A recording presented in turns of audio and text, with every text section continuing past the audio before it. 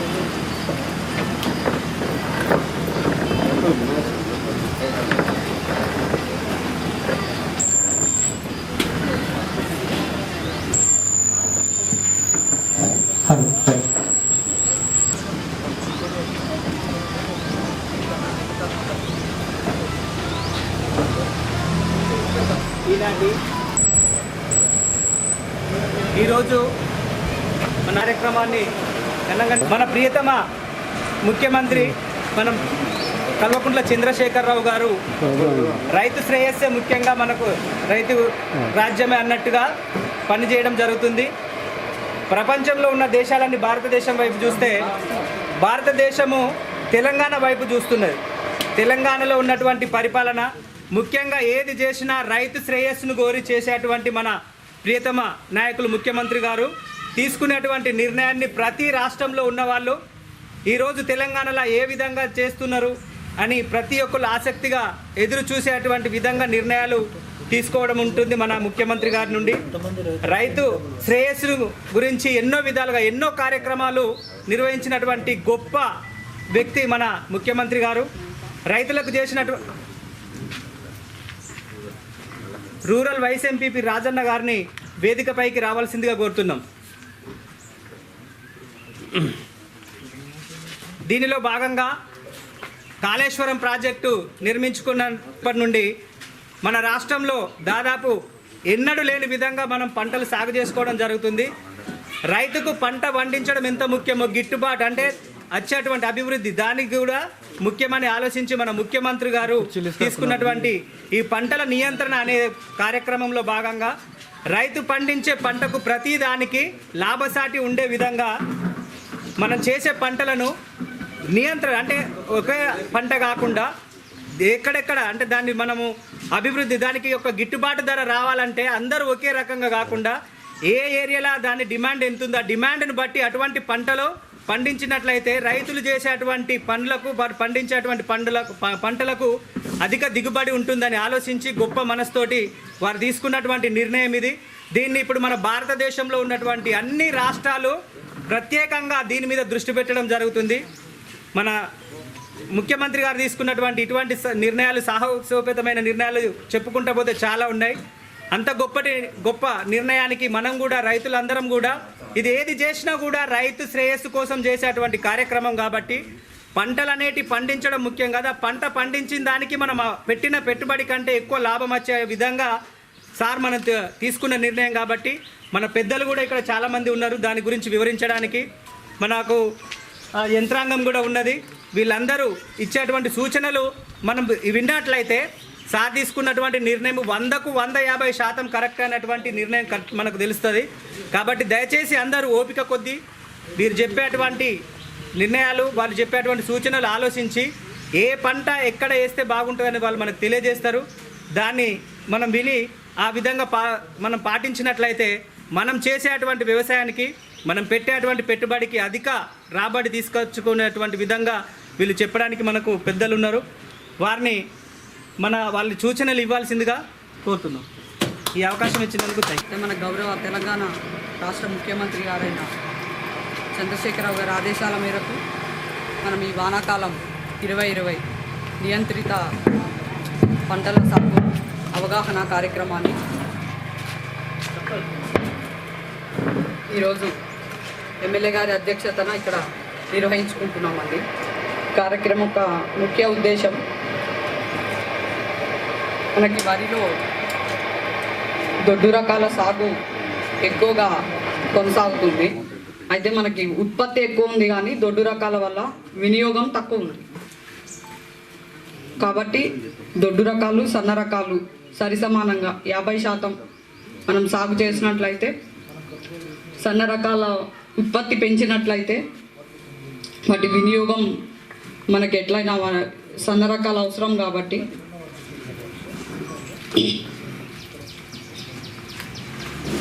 వాటి వినియోగాన్ని పెంచమని మనకి ఆదేశించడం అయింది.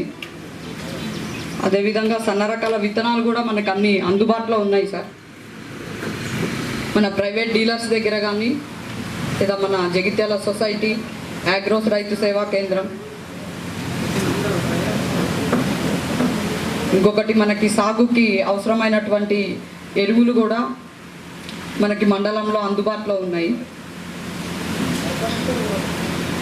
వరి సన్న రకాలు పండించడమే కాకుండా మొక్కజొన్న పంట కూడా మొత్తం ముఖ్య పంటగా వేయకుండా పసుపులో అంతర పంటగా వేసుకోమని మనకి సూచించడం జరిగింది. మొక్కజొన్నని వానాకాలం పంటగా వేసినట్లయితే మనకి దిగుబడి తక్కువ వస్తుంది. అదే మనం యాసంగిలో పండించుకున్నట్లయితే దిగుబడి ఎక్కువ ఉంటుంది, పంట కూడా నాణ్యమైన పంట మనకి వస్తుంది. కాబట్టి మొక్కజొన్నని అంతర పంటగా వేసుకోమని సూచించడం అయింది. మొక్కజొన్నకి ప్రత్యామ్నాయంగా మనకి కంది, పత్తి, ఆరుతడి పంటల్ని వేసుకోమని కూడా మనకి ఆదేశాలు వచ్చినాయండి. కంది, పెసర ఇవి కూడా మనకి విత్తనాలన్నీ అందుబాటులో ఉన్నాయి. కాబట్టి సన్న రకాలు పండించడానికి రైతులు ఎవరు ఆందోళన చెందవసరం లేదు. మీకు నారుమడి యాజమాన్యం దగ్గర నుంచి కలుపు యాజమాన్యం, అలాగే మీకు ఏదైనా పురుగు మందులు అవసరం ఉన్నప్పటికీ ఎప్పటికప్పుడు మేము సాంకేతికంగా మీకు సలహాలు సూచనలు ఇస్తూ వ్యవసాయ శాఖ ద్వారా మా సహకారాన్ని అందిస్తాము. మనం ఏదైతే రెగ్యులర్గా వ్యవసాయం సాగు చేస్తున్నామో మనం వానాకాలం వచ్చేసరికి సాధ్యమంతకు ఎక్కువనే సాగు చేస్తాం. అదే వేసవిలో అయితే పూర్తిగా మనం దొడ్డని ఆధారపడే సందర్భం. మరి ఏదైతే పంట పండిస్తున్న వరిలో కొంత భాగం దొడ్డు వరి తగ్గించి వానాకాలం పూర్తి స్థాయిలో సన్నపు వరి వేయాలనేది ప్రభుత్వ గౌరవనీయులు ముఖ్యమంత్రి గారి యొక్క లక్ష్యం. మరి ఎందుకంటే అందరూ ఒకే రక పంట పండిస్తే మార్కెట్లో గిట్టుబాటు ధర రాదు.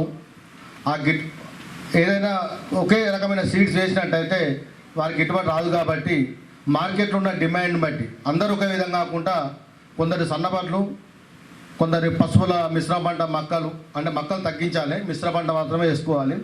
అదేవిధంగా కాటన్, పత్తి మరియు కొంత మొన్న సారి చెప్పినట్టుగా పామాయిల్ కూడా పండించుకోవచ్చు. దానికి పూర్తి స్థాయిలో 2 సంవత్సరాలు గవర్నమెంట్ దానికి పూర్తిగా మేనేజ్మెంటు సబ్సిడీ ఇవ్వడం, దానికి ఎకరాకు 2 టన్నులు రావడం కూడా జరుగుతుంది. 2 ఎకరానికి 1,60,000 రావడం, దాంట్లో 60,000 ఖర్చు చేస్తే 1,80,000 రూపాయలు మిగులుతాయి. వ్యవసాయంపై నూతన విధానం చేపట్టినప్పుడే తెలంగాణ రాష్ట్రం వ్యవసాయ రంగంలో ముందుంటుందని చెప్పక తప్పదు. మరి ఈనాడు దొడ్డుబాట్లు పంట చూసినట్టయితే ఒక 52 నుంచి 56 లక్షల మెట్రిక్ టన్నుల దొడ్డుబాట్లు రావడం జరిగింది. మరి మన తెలంగాణ గవర్నమెంట్ ఏర్పడేసరికి మన దగ్గర గోదాములు చాలా తక్కువ. అయినప్పుడు కూడా 23 లక్షల మెట్రిక్ టన్నులు 2014 లోపే.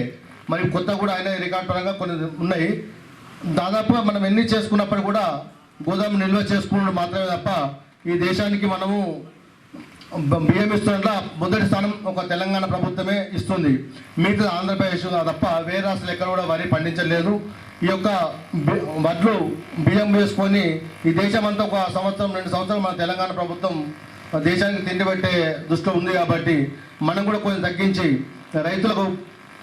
రైతులకు ఆర్థికంగా లాభంగా ఉండే విధంగా మన గవర్నమెంట్ చర్యలు తీసుకుంది. కాబట్టి మరి తెలంగాణ ప్రభుత్వం గౌరవనీయులు కేసీఆర్ గారు చెప్పిన విధంగా గతంలో మనకు విద్యుత్ లేదు, నీళ్లు లేవు.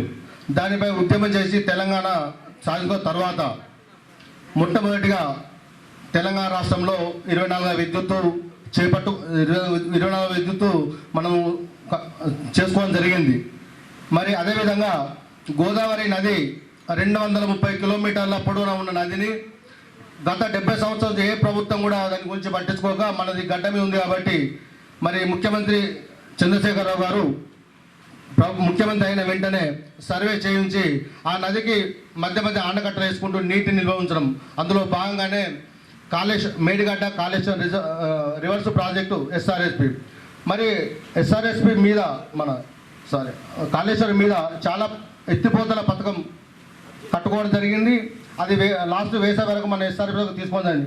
ఇప్పుడు ఇలా అదే వాటరు ఎక్కడైతే ఎడారి ఉంటుందో ఈ తెలంగాణ రాష్ట్రంలో ఆ కాళేశ్వరం ప్రాజెక్ట్ నీళ్లు ఆ ఎడారికి కాలువ ద్వారా పోయే విధంగా గౌరవనీయులు ముఖ్యమంత్రి గారు చేపట్టడం జరిగింది. ఇందులో భాగంగానే ఇలా కొండపోచమ్మ ప్రాజెక్టు కూడా నీళ్లు తీసుకుపోయింది. ఇక్కడ కాళేశ్వరం నుండి ఎస్ఆర్పికి 100 మీటర్ల హైట్ ఉంటే కొండపోచమ్మకు 600 మీటర్ హైట్కు తీసుకోవడం అనేది దేశ చరిత్రలో లిఫ్ట్ ఇరిగేషన్ ఒక తెలంగాణ రాష్ట్రకే సాధ్యమైంది చెప్పక తప్పదు. మరి ఇన్ని కార్యక్రమాలు చేపట్టిన ముఖ్యమంత్రి గారికి ధన్యవాదాలు తెలియజేయడం కాకుండా వారు ఏదైతే తీసుకున్న ప్రతిదీ కూడా రైతుల సంక్షేమం కోసం ఉంటుంది. రైతులు రాజు చేయడం ఒక లక్ష్యంగా మరి పనిచేయగలుగుతుంది. కాబట్టి మనం చేయాల్సింది ప్రభుత్వానికి మద్దతు తెలుపుకుంటూ ప్రభుత్వము చెప్పే విధంగా పంటలు వేయడమే దీని ముఖ్య ఉద్దేశం చెప్పక తప్పదు. మరి అవకాశించిన అందరూ కూడా ధన్యవాదాలు తెలుస్తూ సెలవు. నియంత్రిత పంటల సాగుపై ఒక దుష్ప్రచారం జరుగుతుంది. ఏంటంటే ఇది కొన్ని నిర్బంధ పంటల సాగు అని చెప్పి ఒక దుష్ప్రచారం జరుగుతుంది. ఇది నియంత్రిత పంటల సాగు అంటే నిర్బంధ పంటల సాగు కాదు. అంటే మనమంతా ఒకటే రకమైన పంట పెట్టడం వల్ల మార్కెట్లో వివిధ రకాల ఇబ్బందులు వచ్చి మార్కెటింగ్ ప్రాబ్లం వస్తుంది, రైతుకు చాలా ఇబ్బందికరమైన పరిస్థితి వస్తుందనే ఉద్దేశంతో మన ముఖ్యమంత్రి చంద్రశేఖరరావు గారు ఏవైతే డిమాండ్ ఉన్న పంటలు ఉన్నాయో వాటిని సాగు చేసుకున్నట్టయితే ఏ ప్రాంతానికి ఎక్కడెక్కడ ఏ పంటలు పండుతాయో వాటిని పండించుకున్నట్టయితే మనం మార్కెటింగ్ చేసుకోవడం సులభం, రైతుకు కూడా ఎక్కడ నష్టం జరగదనే ఉద్దేశంతో ఒక మంచి ఉద్దేశంతో తీసుకున్నటువంటి కార్యక్రమం. కాబట్టి ఈ కార్యక్రమాన్ని మనం ఇప్పుడు అధికారులు మనకు ఏ రకంగా ముందుకెళ్ళాలని అవగాహన ఇంకా చెప్తారు కూడా. వారి ఆలోచనకు అనుగుణంగా మనం ముందుకెళ్లాల్సిన అవసరం ఉంటుంది. ఎందుకంటే అందరం ఒకే పంటలు వేయడం వల్ల మార్కెటింగ్లు అండ్ అందరం ఓన్లీ వరిదిని మాత్రమే బతకం కదా, రకరకాల బతుకుతాం. అందుకని మనం జగిత్యాల పక్కనే ఉంటాం కాబట్టి మన గ్రామాలు కూరగాయల మీద కూడా ప్రధానంగా దృష్టి పెట్టి కూరగాయలు పండించుకున్నట్టు సీజన్కు అనుగుణంగా కూరగాయల సాగు కూడా చేసుకున్నట్టయితే మనకు ఆ రకంగా ఉపాధి దొరుకుతుంది. తక్కువ భూమి ఉన్నా కానీ రోజుకు చేతున్న పని ఉంటుంది. అదే కాకుండా మన సంజయ్ కుమార్ సార్ దృష్టికి ఇదివరకు కూడా తీసుకెళ్ళినాం. ఇప్పుడు కూడా మళ్ళీ ఒకసారి సార్ మీకు ఇంకోటి చెప్తున్నాం ఏంటంటే జగిత్యాల మ్యాంగో మార్కెట్ మనకు ఇక్కడే ఉన్నది కాబట్టి పూర్తిగా దాన్ని ఒక మ్యాంగో మార్కెట్ కాకుండా పండ్ల మార్కెట్గా పూర్తిగా చేసినట్టయితే మనం బొప్పాయి, అరటి, ఇది జామ, ఇతర పంటల వైపు కూడా తీసుకుపోయినట్టయితే ఆ రకంగా కూడా మన జగిత్యాల ప్రాంత రైతులు పంటల మార్పు వేరే పంటలకు మార్చే అవకాశం ఉంటుంది. కాబట్టి వాటి విషయం కూడా కొంత చొరవ తీసుకొని ముందు మన ప్రభుత్వం ఉన్నప్పుడు ఏర్పాటు చేసినట్టయితే మన జగిత్యాల ప్రాంత చుట్టుపక్కల రైతులందరూ కూడా చాలా ఉపయోగకరంగా ఉంటుంది. కాబట్టి ఈ విషయం మీద సారు ఇదివరకే చేపిస్తామని, కానీ మళ్ళీసారి సభాముఖంగా సార్కు గుర్తు చేస్తున్నాం. కాబట్టి ఈ రకంగా ప్రభుత్వ ఆలోచనకు అనుగుణంగా మనం ముందుకెళ్ళినట్టయితే మనం ప్రభుత్వం చెప్పిన విధంగా పంటలు సాగు చేసినట్టే కొనుగోళ్ల విషయంలో కూడా ఏమైనా ఇబ్బందులు వచ్చినా కానీ మన ప్రభుత్వమే చూసుకుంటుంది. కాబట్టి ప్రభుత్వ ఆలోచనగా ముందుకెళ్లాలని చెప్పి కోరుకుంటూ ఈ అవకాశం ఇచ్చిన పెద్దలకు కృతజ్ఞతలు తెలియజేస్తూ ముగిస్తున్నాం. జై తెలంగాణ. ఒక వినూత్న కార్యక్రమానికి శ్రీకారం చుట్టింది వాస్తవం. ఎందుకంటే మనం ఎప్పుడూ ఒకటే పంటకు అలవాటు పడ్డాం. మన రైతులు కూడా పంట మార్పిడి జరగాలి. దాంతోపాటు రైతులు కూడా ఏదైతే దొడ్డు వడ్లు ఎక్కువగా మన జగిత్యాల జిల్లాలో పెడుతున్నమాట వాస్తవం. మరి దానికి తగ్గట్టుగా కొంత సన్నప్రగాలు ఎక్కువ మొత్తంలో సాగు చేసి మరి ఏదైతే మనం పండించిన పంటకు మంచి ధర నిర్ణయించే ప్రభుత్వం మన కేసీఆర్ గారు ఉన్నారు కనుక మనం ప్రభుత్వం పరంగా వారు చెప్పిన సూచనల ప్రకారం అధికారులు, ప్రజాప్రతినిధులు చెప్పినటువంటిగా మనం అందరం ఒకే దారిలో నడుస్తూ మరి మనం పండించిన పంటకు మంచి ధర కూడా త్వరలోనే గవర్నమెంట్ పరంగా వస్తుంది, మంచి గిట్టుబాటు ధర. ఎందుకంటే ఇంత కరోనా టైంలో ఏ రాష్ట్రంలో కొన్ని విధంగా మన రాష్ట్రంలో ఇంత ఈ పంట పండింది. దేశంలోనే ఎక్కడ లేదు. మీరు చూస్తున్నారు రోజు పేపర్లలో.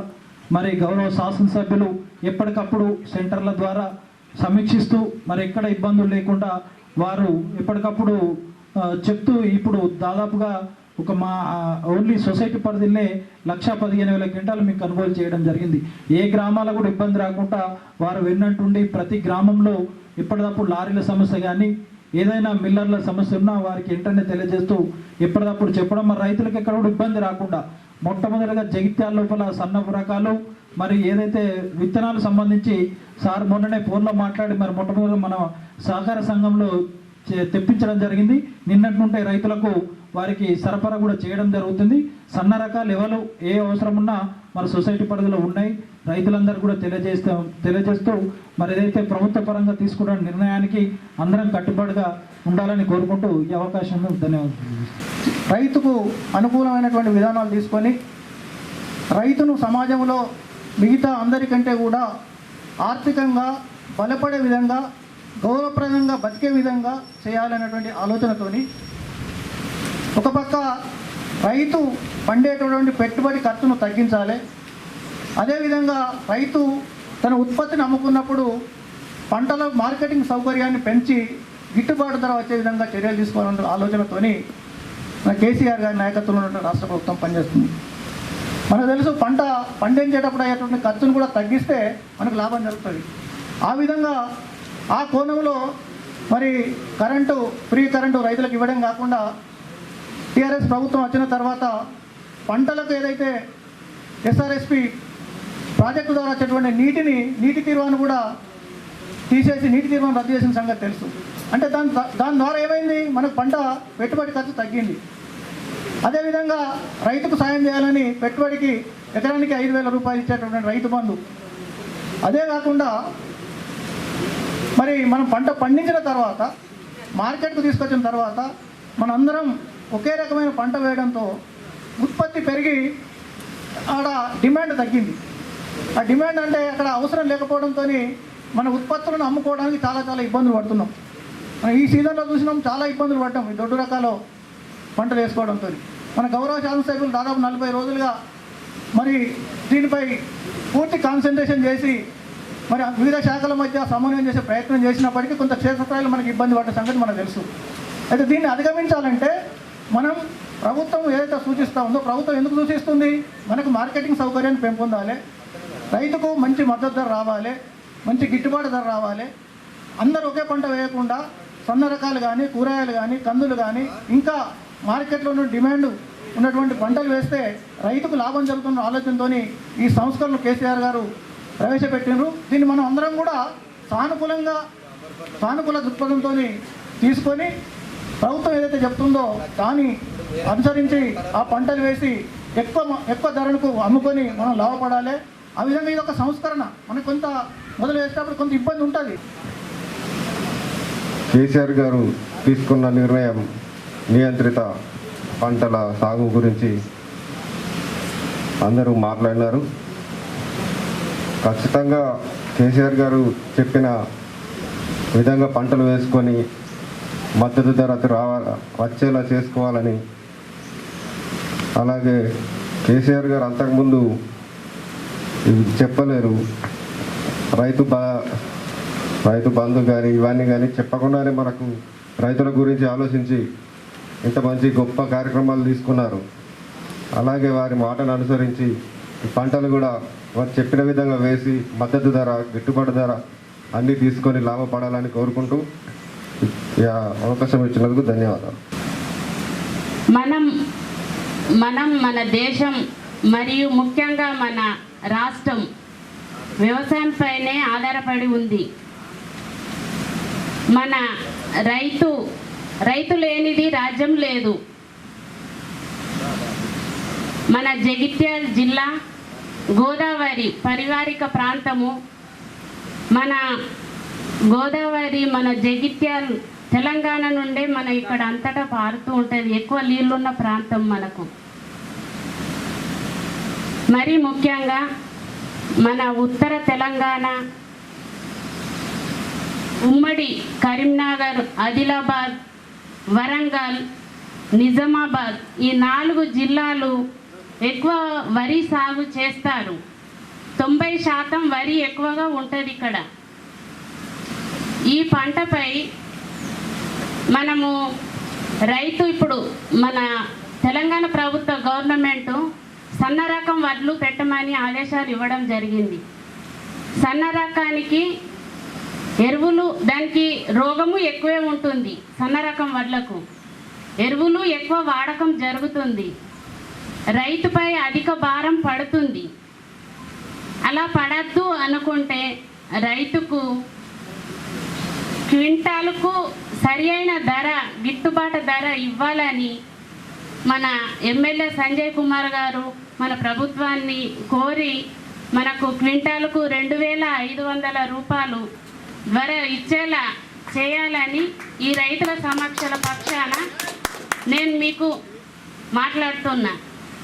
మాట్లాడినా ఏది చేసినా రైతుకు అప్పుల పాలు కాకుండా చూడాలి. రైతు లేనిది రాజ్యము లేదు. రైతు కష్టపడితే మనము ఎప్పటికీ మనం డెవలప్ కాము. రైతు కష్టపడకుండా ఉండాలి అంటే సాగుపై కూడా అవగాహన చేసుకోవాలి. మన ఎమ్మెల్యే గారు మీ అందరి మధ్యలో రైతు సమక్షల మధ్యలో 2500 రూపాయలు క్వింటాలకు ఇప్పించేలా మన సీఎం గారిని ఒప్పించి మీకు ఇచ్చేలా విధంగా మాట్లాడాలని మన డాక్టర్ సంజయ్ కుమార్ సార్ను కోరుకుంటూ ఈ అవకాశం ఇచ్చిన ఈ అందరికీ నా యొక్క కృతజ్ఞతలు తెలుపుచు తెలంగాణ రాష్ట్రం మొత్తం కూడా ప్రారంభించబడ్డ నియంత్రిత వ్యవసాయ సాగుపై అవగాహన సదస్సు ఈరోజు జగిత్యాల అర్బన్ మండల పరిధిలో అంబార్పేట గ్రామంలో నిర్వహిస్తున్న సందర్భంగా నన్ను ఇక్కడికి ఆహ్వానించిన వ్యవసాయ మరియు రెవెన్యూ ఇతర శాఖల అధికారులకు, సభాధ్యక్షత వహించిన గ్రామ సర్పంచ్ శ్రీ గంగాధర్ గారికి, ముఖ్య అతిథిగా విచ్చేసిన సోదరిమణి ఎంపీపీ శ్రీమతి అనిత అశోక్ గారికి, జెడ్పీటీసీ గారికి, రైతు బంధు సమితి మండల అధ్యక్షులు రవీందర్ రెడ్డి గారికి, అర్బన్ మండల అధ్యక్షుడు శంకర్ గారికి, పిఎస్సిఎస్ చైర్మన్ మిత్రులు మైపాల్ గారికి, అదేవిధంగా నూతనంగా నియమించబడ్డ market committee chairman Shri Damodararao గారికి, వేదిక పైన ఉన్న వివిధ గ్రామాల నుంచి వచ్చిన సర్పంచ్లకు, ఎంపీటీసీలకు, అదేవిధంగా వేదిక ముందున్న వివిధ గ్రామాల నుంచి వచ్చిన నాయకులకు, రైతులకు, పాత్రికేయ మిత్రులకు,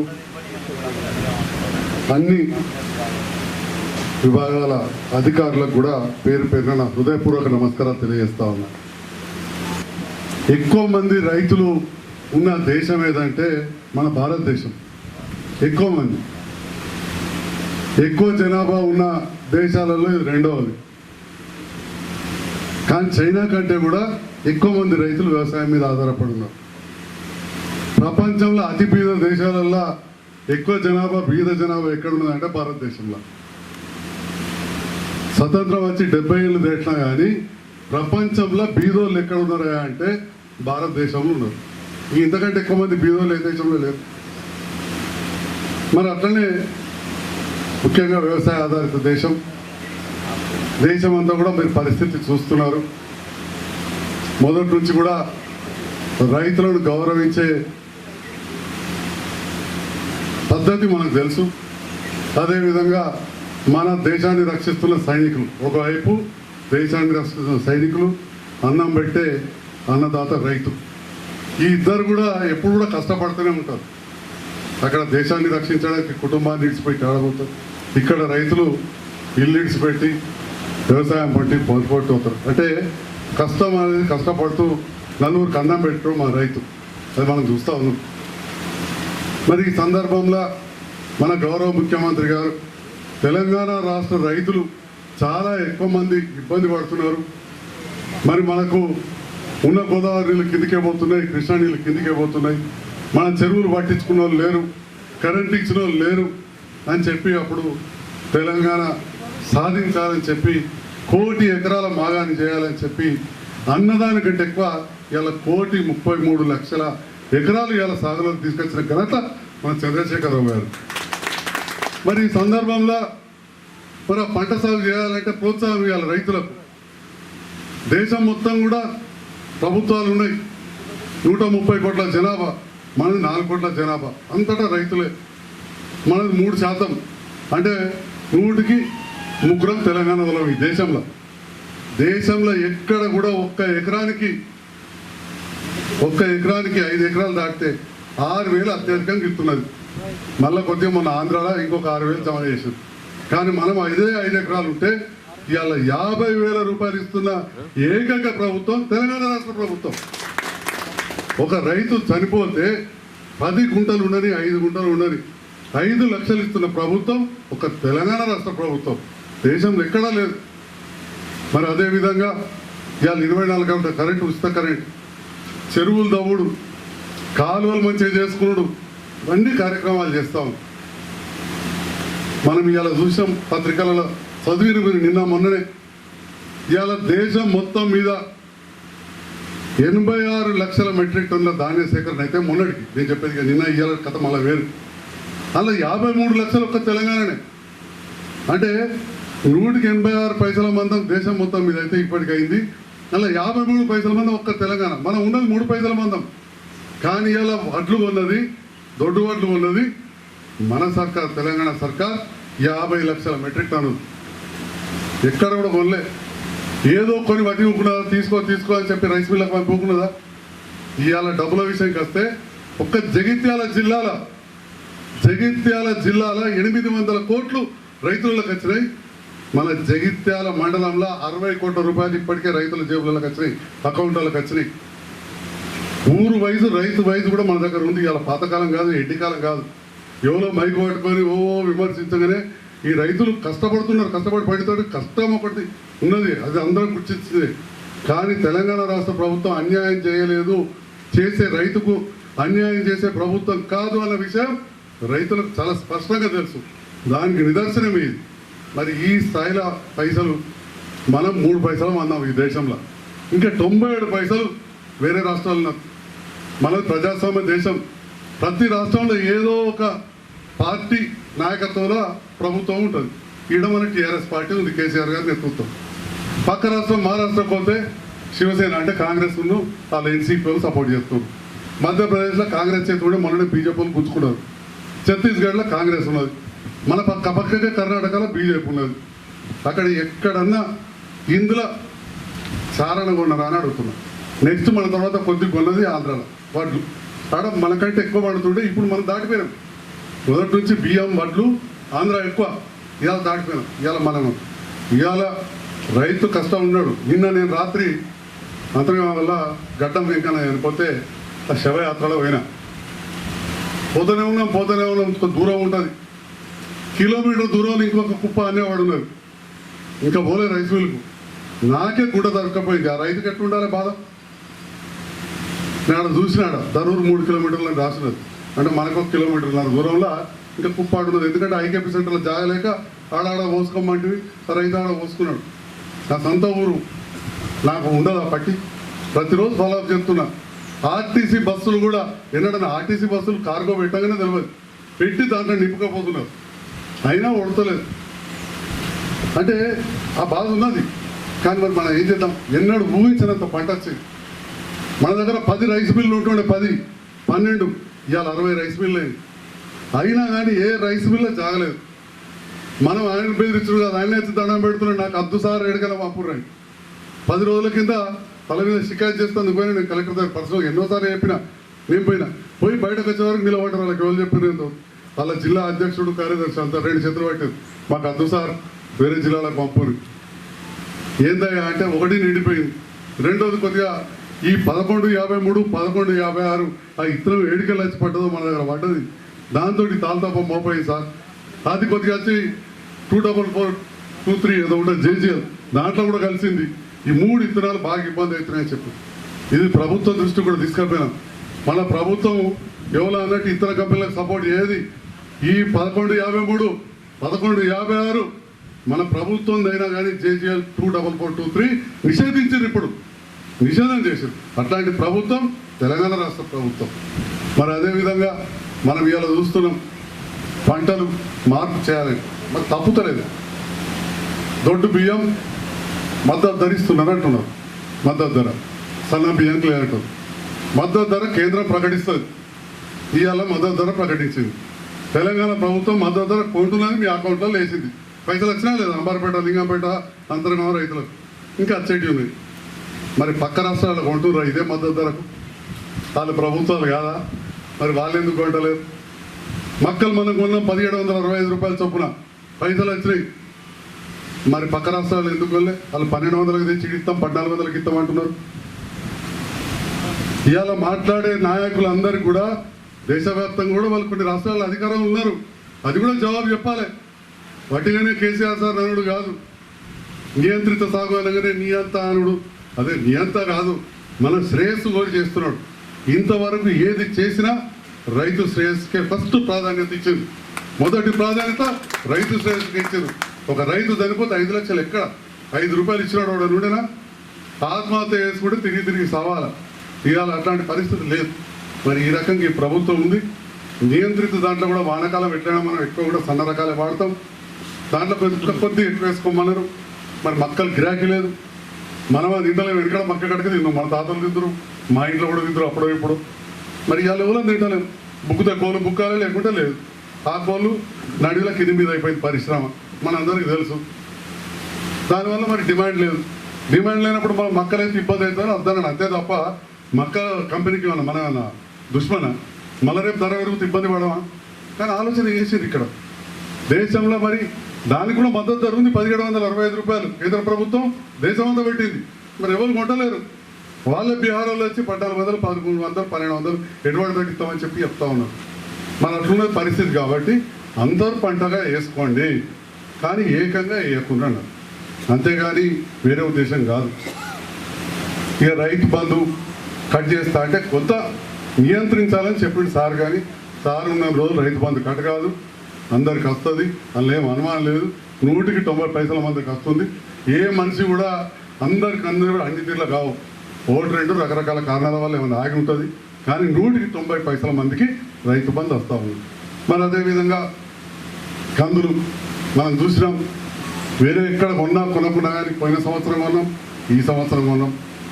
మరి అదేవిధంగా జొన్నలు కొంటున్నాం. మన దగ్గర ముఖ్యంగా భారతదేశంలో దేనికి డిమాండ్ ఎక్కువ ఉన్నదా అంటే నూనె గింజలకు. మిగతా అన్నీ కూడా మనకు సరిపోయేదానికంటే ఎక్కువ ఉన్నాయి. ఇక కొన్నేమో మనం తినని మనం ఇస్తున్నాం. ఇలా దొడ్డు బియ్యం తినము, పంట ఎక్కువ, అందుకోసం అర్థం తప్ప వేరే కారణం కాదు. సన్న రకాలు పెట్టుకోవాలంటే ఇవాళ వేదిక పైన మా గౌరవ ఎంపీపీ గారు అడిగినట్టు మద్దతు ధర అడగడంలో తప్పలేదు. ఎవరికైనా ఏ రైతుకైనా కానీ భరోసా ఒకటి ఉండాలని ఉంటుంది.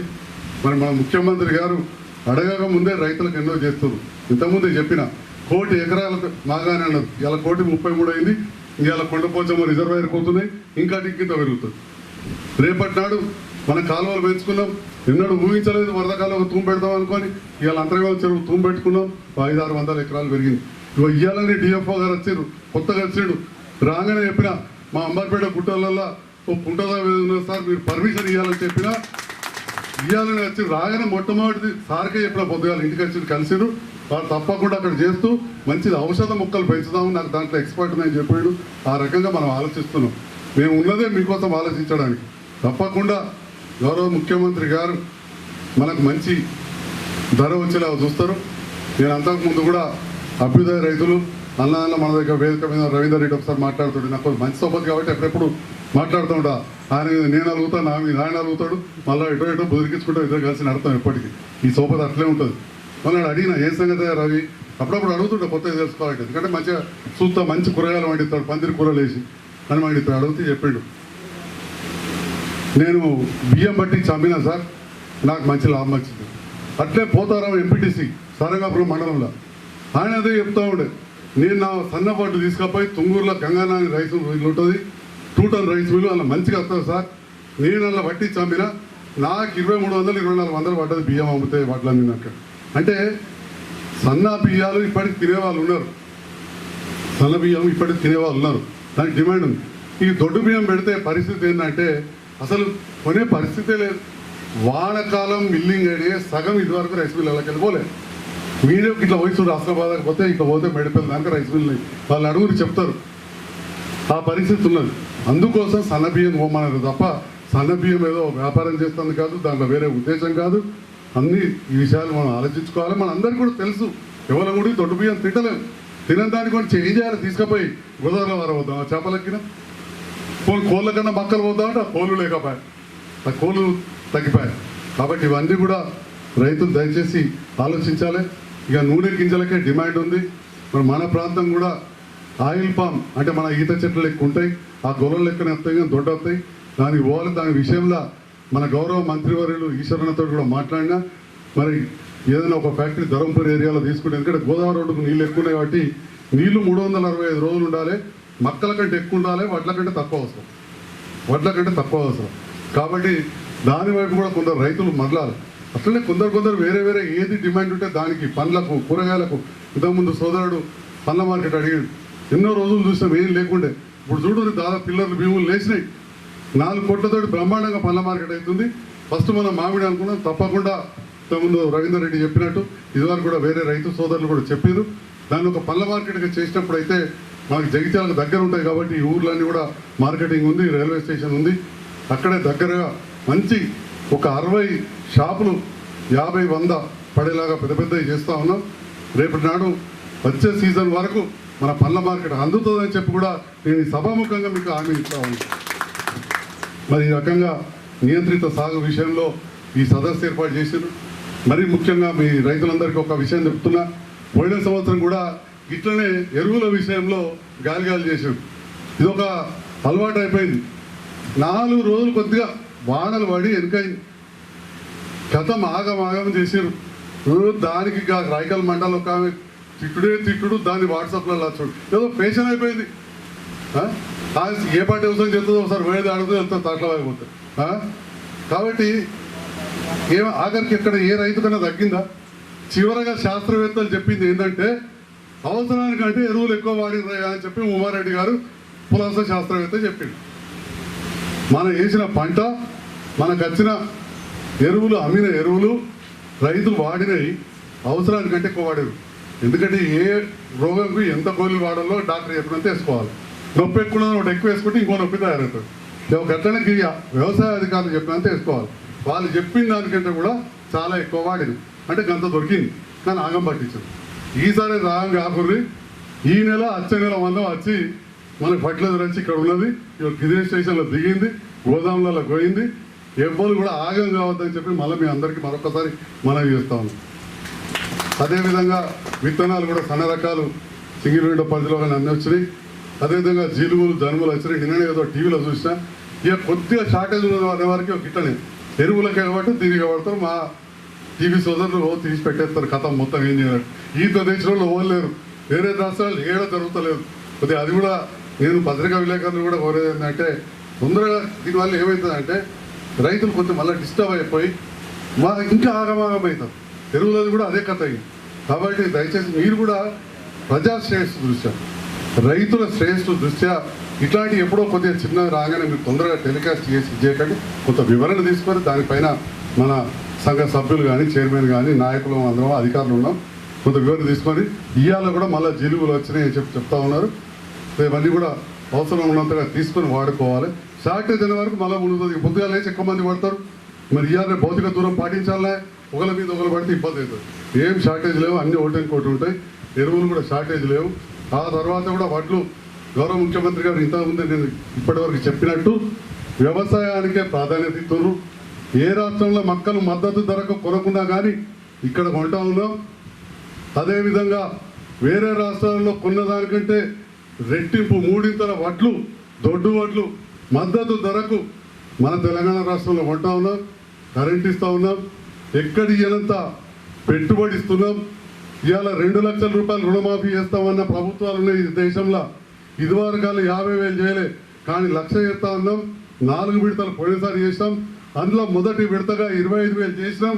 ఆ 25,000లో భాగంగా ఒక్క జగిత్యాల మండలంలో ఇవాళ 9,200 మంది రైతులకు గాను 23,000 కోట్ల రూపాయలు రుణమాఫీ కూడా అయిందని చెప్పి ఇవాళ సగర్వంగా తెలియజేస్తున్నా. 23,000 కోట్ల రూపాయల రుణమాఫీ అయింది. 60 కోట్ల రూపాయలు ఒక వడ్లకే వచ్చినాయి. ఇవాళ జగిత్యాల జిల్లా సిరి సంపన్నమైన జిల్లా, వేరే కాడి కంటే కూడా ఎక్కువ సంపన్నమైన జిల్లా. టోటల్గా 800 కోట్ల పైన ఇప్పటికే ఒక రైతులకు వడ్ల ద్వారా వచ్చింది. ఇంకా మక్కలే కందులు ఇవన్నీ పక్కన పెడితే, లేదా రైతులు కూరగాయలు అవన్నీ పక్కన పెడితే, అంటే ఈ రకంగా మన ప్రాంతం ఇప్పటికి కూడా రైతులను ఆదుకుంటుంది ప్రభుత్వం. మన జగిత్యాల పట్టణం, ఈ చుట్టుపక్కల వ్యాపారాలు కూడా మంచిగా ఉంటాయి. ఎందుకంటే రైతుల దగ్గర ఉంటేనే రేపటి నడువ ఏమైనా కొనుక్కుంటారు, బట్టలు, నగలు, కూరగాయలు, మందులు రకరకాలుగా. కాబట్టి ఇవాళ తెలంగాణ రాష్ట్ర ప్రభుత్వం రైతు శ్రేయస్సు కోసం ఏదైతే చేస్తుందో ఇది మన ప్రాంత అభివృద్ధి కూడా దోహదం చేస్తుంది. ఆ విషయాన్ని గుర్తుంచుకొని ఈ 6 కాలం కష్టపడే రైతన్న శ్రేయస్సు కోసం ఈ ప్రభుత్వం పనిచేస్తుందని చెప్పి మరొక్కసారి నేను గౌరవ ముఖ్యమంత్రి గారి తరఫున హామీ ఇస్తూ నన్ను ఆహ్వానించినందుకు ధన్యవాదాలు తెలియజేస్తూ ముగిస్తున్నా. జై హింద్, జై తెలంగాణ. పత్తి కొనుగోలు కేంద్రం ఇంతవరకు మనకు ప్రభుత్వ పరంగా లేదు, అది జగిత్యాల ప్రాంతంలో ఏర్పాటు చేస్తారని చెప్పి నేను మీడియా ముఖంగా రైతన్నులందరికీ కూడా తెలియజేస్తా ఉన్నాను. గతంలో విస్తృతంగా ప్రచారం చేసినాం. మళ్ళీ వేరే రాష్ట్రం, అప్పుడేమో విదేశాల నుంచి వచ్చిండే 2,600 మంది వస్తే ఊర్లల్లో ఎక్కడికక్కడ మంచిగా కట్టడి ఉన్నారు. మనకి ఎక్కడ కూడా సోకలేదు. జగిత్యాల జిల్లాలోనే రాలేదు. ఒక 2 మర్కజ్ కేసులు, ఒకటి గుంటూరు నుంచి వస్తుంది తప్ప. ఇప్పుడు మాత్రం బాంబేలో ఆ మహారాష్ట్ర ప్రభుత్వం విఫలం అవడం వల్ల చాలా కేసులు వచ్చినాయి. వాళ్ళంతా మన వాళ్ళే. వచ్చిన వాళ్ళకు దయచేసి ఏంటంటే వాళ్ళని ఇళ్ళల్లో ఐసోలేషన్ ఉంచాలి. వాళ్ళకి ఏమైనా అన్నమో నీళ్ళో కావాలంటే కూడా ఆదుకోవాలి. వాళ్ళని కొంచెం బయటకు తిరగకుండా చూసుకోవాలి. ఎందుకంటే ఎంత తక్కువ ఉండేనో మరి అంత ఎక్కువైనాయి. మనం ఇక లాక్డౌన్ పోతుందని అందరం కొద్దిగా రిలాక్స్ అవుతున్నాం. అంటే ఎక్కడికక్కడ కొద్దిగా తిరుగుడు ఎక్కువైపోయింది. మరి పని చేసుకోకపోతే కూడా నడవది, దుకాణాలు తిరగకపోతే నడవది, మన వ్యవసాయం చేయకపోతే నడవది. కాబట్టి తప్పకుండా దయచేసి మీ కుటుంబ సభ్యుల అందరం కూడా తప్పకుండా ఈ మూతికి బాట పెట్టుకోవడం, భౌతిక దూరాన్ని ఓలకోలం గజం దూరం ఉండడం, పోలింగ్ల కోలం ఎక్కువ ఓకపోవడం చేయాల్సిగా మీ అందరినీ కోరుతూ, ఇప్పటికే మీరు అంతా చైతన్యవంతమైన గ్రామం అయినా కానీ దాదాపు ఈ కథ ఇంకొక 1-2 ఏళ్ళు దానికి ఉండేటట్టుంది. మీరందరూ కూడా టీవీల ద్వారా చూస్తున్నారు.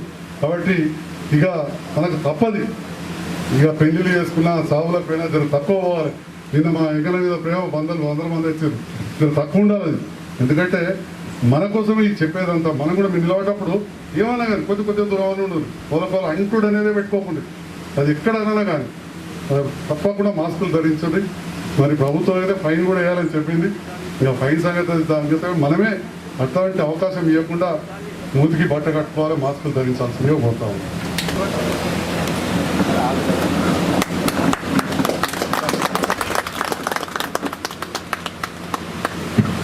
దామోదర్ సార్ గారు.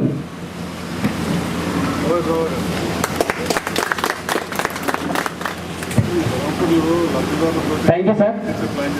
మండల రైతులమైన మేము గత సంవత్సరం సాగు చేసిన వరి విస్తీర్ణంలో ఈసారి సగం సన్న రకాలు, సగం దొడ్డ రకాలు సాగు చేస్తామని, అలాగే మొక్కజొన్న పంటను అంతర పంటగా తప్ప మరి ఏ రకంగా సాగు చేయమని, దానికి బదులుగా కంది పంట పండిస్తామని, వీలైన చోట పత్తి సాగు చేపడతామని, రైతు వేదికల నిర్మాణంలో పాలు పంచుకుంటామని ప్రభుత్వం మరియు వ్యవసాయ శాఖ సూచనల మేరకు వారు సూచించిన పంటల సాగు చేపట్టి తెలంగాణ రాష్ట్రానికి దేశంలోనే మంచి పేరు తీసుకొస్తామని ప్రతిజ్ఞ చేస్తున్నాము. జై తెలంగాణ.